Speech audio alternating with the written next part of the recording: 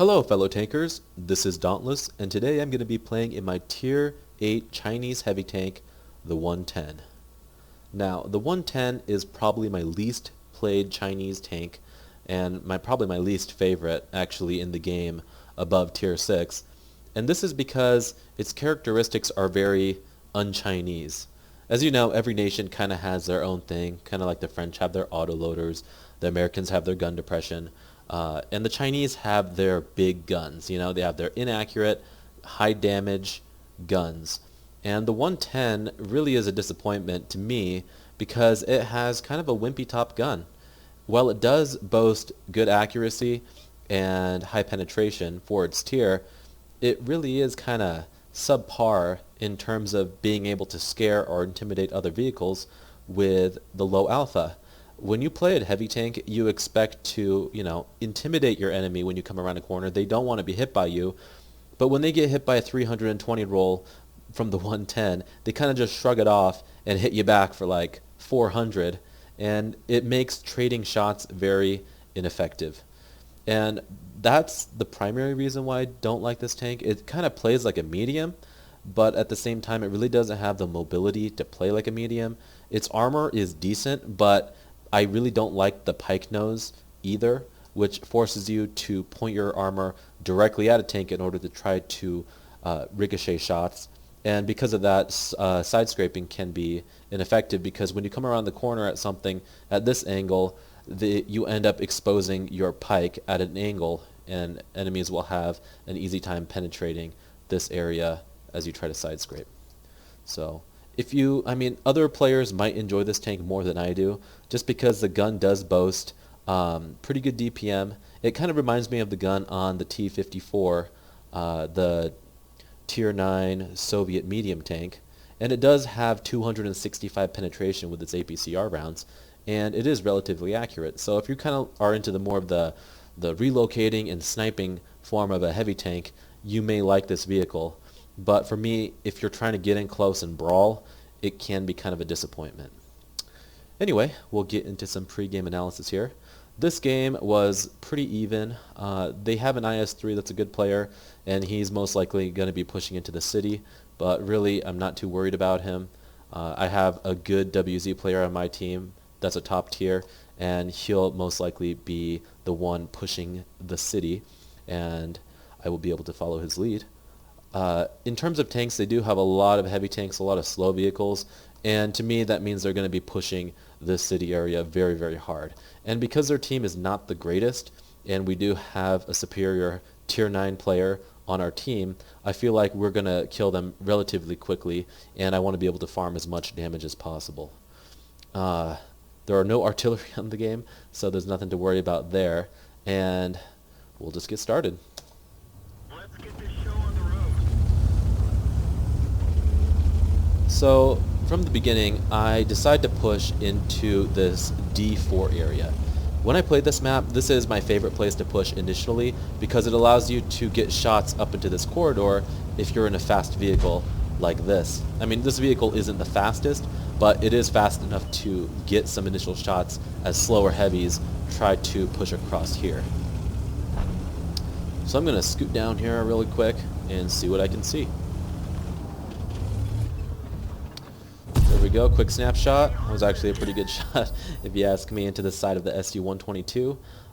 And I really like to play this corner personally because as a heavy tank that's somewhat slow, it gives me the flexibility to go back if this side falls, or turn around and at least face this way so I can fight off tanks maybe coming into this area, or alternatively playing into the middle.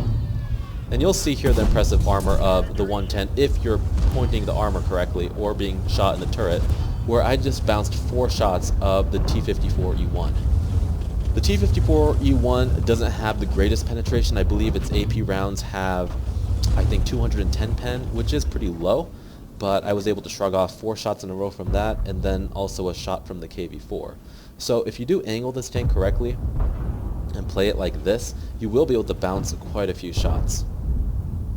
But like I was saying earlier, I do like to play this area because if you commit to pushing down into here, how many times have you gone down to this area with a heavy tank and realized that the 9-0 line had been completely wiped out, and you had no chance to even get out of there. And if you did have a chance to get out, it was extremely hard to defend the base. From this point here, you have a chance to fight two flanks in case they do push, like this IS-6 pushing up the middle. I realize that he's pushing, but I really want to finish off this IS-3. Now this IS-3 is their good player, and he's trying to reverse side scrape, which kind of works, but I feel like he's slightly over-angled, and because he doesn't have the greatest side armor with my APCR rounds, I'm able to penetrate his vehicle. So as the game progresses, you'll notice that their team is dying at a relatively quick pace.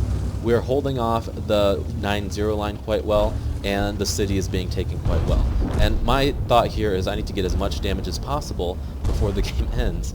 And I noticed this IS-6 and this T-29 now in the middle, and this is a great example of what the T-10 can do. With its good mobility, it has the potential to track enemies well, and also to relocate, which is something I do like about the Chinese line. You know, their heavy tanks do play more like mediums, where you can do stuff like this. So I don't just get the quick shot in, but I actually aim and get a track shot on him, because I do want to immobilize him. Now, this is something that you'll see good players do, where you purposely track a tank and then take cover so you can continuously put shots into their back track, or maybe sometimes their front, and you can continuously track them, and because you're behind cover, they can't get a shot on you while you can continuously permatrack them. And the 110 does have a good rate of fire because of its low alpha, so it does allow you to permatrack vehicles. The IS-6 pops out, I track him, and I go to do the same thing, but I believe he gets killed here. Yep, he gets killed, but again, because I tracked him, I do get the assist damage for that. My platoon mate Matt puts a good shot into the T-29, and I am able to finish him off. So now the 9-0 line is completely taken, and they have a few tanks left in the city. Our vehicles have almost died in the city, and I know this is an opportunity for me to get some kills and get some more damage very quickly if I choose to be aggressive here. The reason I want to be aggressive is because the second our town completely dies, their whole forces will turn around to face me, giving me less of an opportunity. So I push forward here to kill this T-10, shot into the lower plate, and he hits my gun and bounces me. I point my frontal armor towards the ISU to try to bounce a shot. He actually shoots HE at me and takes out my driver. But again, I purposely go for a track shot to try to get some assist damage, but he fixes it. The T-10 is able to overmatch my turret there and get a shot up into the top of it. Go for an overmatched shot on him. Hit a little bit low, I think, and I bounce.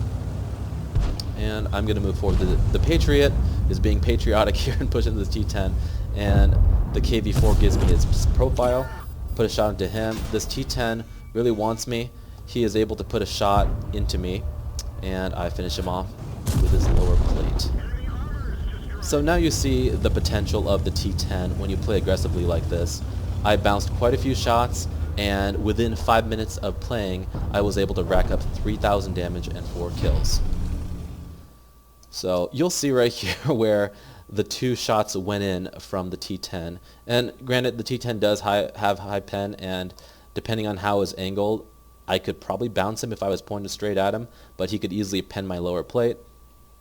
Or if my upper plate was angled in either direction, like so, he would easily be able to pen me right here. And this tank is a lot like the IS-7. If you ever see an IS-7 angled like this, go for a shot here, and it's usually pretty easy to pen him. And it's also where their ammo rack is stored, so it's easy to kind of cripple them as well. But you'll see that the T-10 was able to go right through my turret, which it was slightly angled like this, and it is kind of soft up here. I think that was kind of a high roll too, because normally this thing is pretty bouncy. And he was also able to hit me right there, where I believe this is a viewport and kind of a weakness, but it is hard to hit and very well angled, so I'm surprised he did go through it, but I think he overmatched the upper part of it, which I think is kind of low armored. But just a real quick post-game analysis. It was over very quickly, and I just played very aggressively in the city in the beginning, trying to get shots on what I could. Heavy tanks pushed into the middle, so I was able to flex back and get behind them and take them out and farm some damage. I don't think it would have mattered either way if I had gone back or gone forward. I think we would have probably won anyway. But I realized that the city was pretty much taken, and going back allowed me to farm some easy damage and then push through and then get behind the enemy. When you're in a faster heavy tank like this, or alternatively a well-armored medium tank, it is nice to be able to get behind enemies instead of just kind of facing off in a corridor. As this tank does not trade well, again, it can't side scrape very well, and in a tier 9 game like this, depending on if I was facing that T10 frontally, trading shots with him would not be very smart, as he has a 440 alpha while I only have a 320.